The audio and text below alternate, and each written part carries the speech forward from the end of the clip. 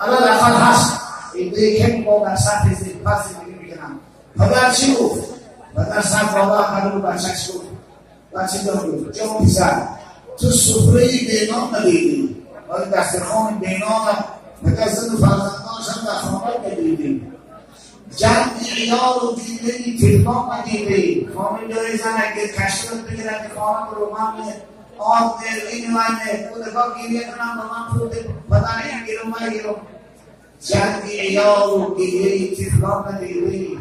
ننشسته این در گوشه از دن به قدرخواه آنگه زیگر رسیدن مهمان ندیده بالای این مصیبت ها رو قرضدار هستیم اکثر مردم خرجدار هستیم رو قرضدار هستیم بالای قرضداری با مهمان نزدیدن گرداده میتوبت مهمانی هست مصیبت بالای مصیبت بلا بالای بلا بنابر خاطر همین یکی از راه های از بین بردن فقر و قشاقی جامعه این بایه ها سرمدمند ها بای بچه های ملت باید درگن فقرا باشند باید عشر و زکات و صدقات فیدرو علاوه بر این صدقات نافله ها بیشتر زایدتر کنند تا اینکه دستگیری به مردم شد. پیغمبر خدا گفتن والله لا یؤمن والله لا یؤمن والله لا یؤمن 30 مراتب گفتن و خدا قسم ایمان ندارد اصحاب گفتن یا رسول الله کی با قسم پیغمبر یاد دارد گفتن من بات شبعان و جاره جوعی اون مسلمانی که خودش باشی که مثل روی دستخوانش 1000 رنگ خوردنی غذا لقمه های چرب و شیرین اما در کنارش همسایه فقیر و قشار زندگی دارد اون محتاج نام است اون محتاج غذا است این والله مؤمن نیست یعنی مؤمن کامل نیست ایمان کامل ندارد این است پیغمبر خدا گفتن که المؤمن اخو مؤمن برادر مؤمن یا فلان انما المؤمنون اخوة گفتن یا حدیث دیگر حضرت گفتن اذا اشتكى منه عضو تداعى له سائر الجسد بالسهر والحمى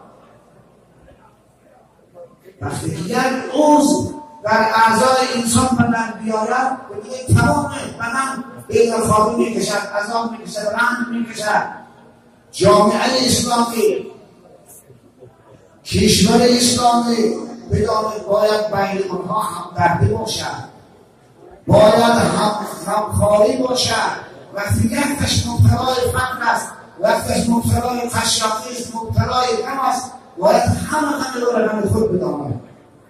برای برطرف کردن ذهن او حرکت بکنند او سعدی میگوید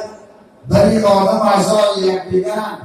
که در آفرینش یک گوهرند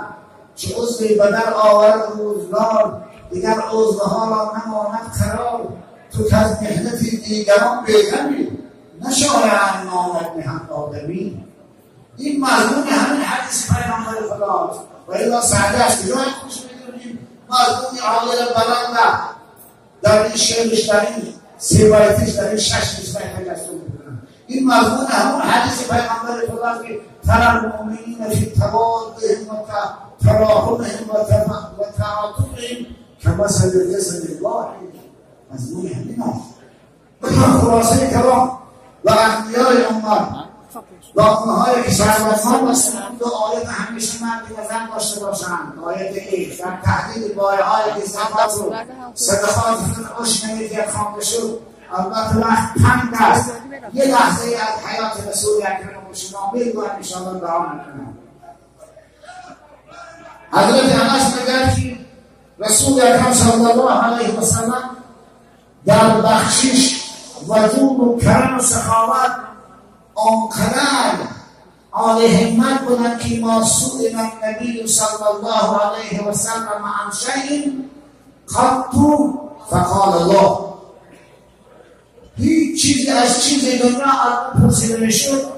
حضرت نه نمیگم یا نمیتوانم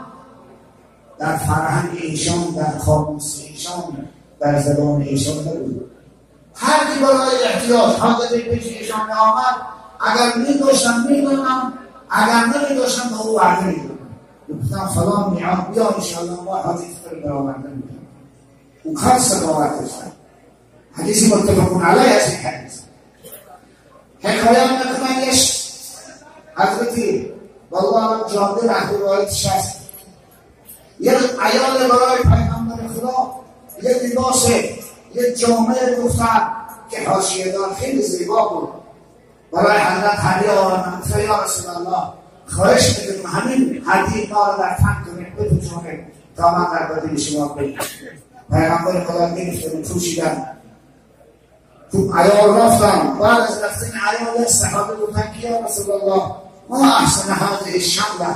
این شمله، این جامعه، این جیلت چقدر زیبا، چقدر خوب، اگر سخاوت میکردید به ما میدادید خیلی خوب میشید. پیغمبر خدا گفتن که نه آره گفتم کشیدن از بدن اون صحابه پوشاندن. بعد از آنه که محفل به پایان رسید حضرت به خانه رفتن. صحابه مرد کاریش کردن، ملامت کردن، گفتن که چرا چنین کردی؟ کار خوب نکردی ای فلانی. دیدی که پیغمبر خدا اون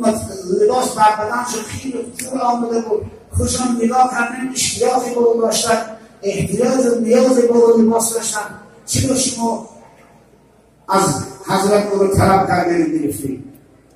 که این مرد گفت برادران من به خاطر این که به این لباس نیاز داشته باشم به خاطر این حضرت این جامعه رو نپوشیدن، این قبا و این جیلت رو نپوشیدن، بلکه به خاطر تبرک شدن. چون بر بدن پیغمبر خدا رسید من تبرکاً این لباس گرفتم تا اینکه در کفم جا بتونم که از عذاب قبر از عذاب آخرت خداوند مالک و برکت اون لباس که به بدن پاک رسول اکرم رسیده است خداوند محفوظ بدارد.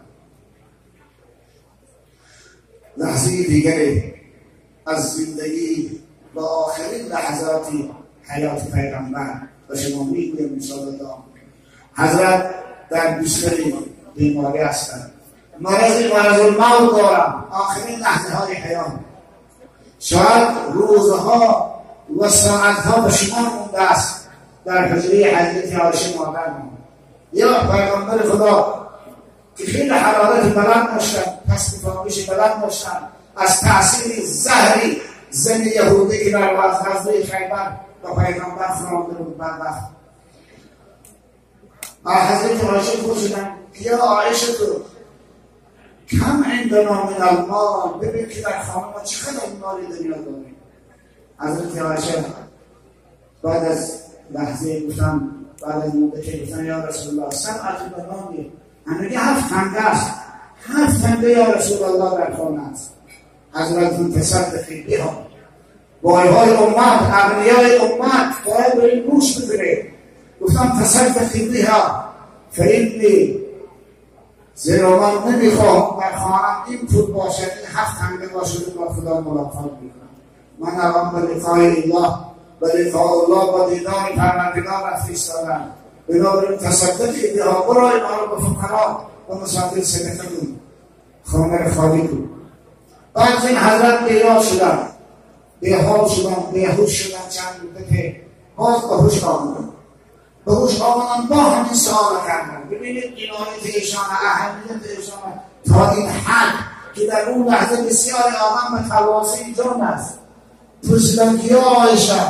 هم تصدقی بها، آیا 7 دینار هم 7 تنگه صدقه دادی؟ حضرت عایشه گفت یا رسول الله شغلی بمراض انسان ان اتصدق بهن. گفتم که مشغول بیماربینی شما، تیمارداری شما بودم، این مرا از خاطرم فراموش کرد اونها را صدقه بدم. راوی میگوید و عندئذ تفیض الدمع من عین رسول الله. این حالت بود که اشکها از چشمهای نازنین رسول اکرم سرازیر شد، گریه کرد، گفت و کیف القی الله، من چگونه با خدای خود، با معبود خود ملاقات میکنم در حالی که در خانه من 7 دینار از مال دنیاست. تصدقی بها، این دفعه سخت‌تر گفتم، برو بنامشه ها رو فقرات پیدا برآوردن دامه. همین است که حضرت روزی که وفات کردن، شبی که وفات کردن، عایشه رضی الله عنها بودن و حتی برای روشن کردن چراغ روغنی نیافتیم که چراغ روشن کنه، از همسایه قرض گرفته، اجاره گرفته. همین است که پیغمبر خدا وقتی وفات کردن در عوض 30 سال 30 سال جو اونها نار دیدن رو غالبا پیامبر خدا قضاشان نام جو بود. کسی گمان نکنند که این نامسی بگید حضرت از روی ضرورت مافشانی اختیار کردن. نه، پیامبر خدا در این زمان که پیامبر بود رئیس دولت بود، رئیس حکومت بود و تمام این جوری عرب که آل سلوک حکومت دارن حکومت داشتن، همش در تقدیم حکومت رسول اکرم بود. اونقدر در مسیرش تیگاه و نخل پر میزن مانند کن، اما سخاوت داشتن، جود داشتن.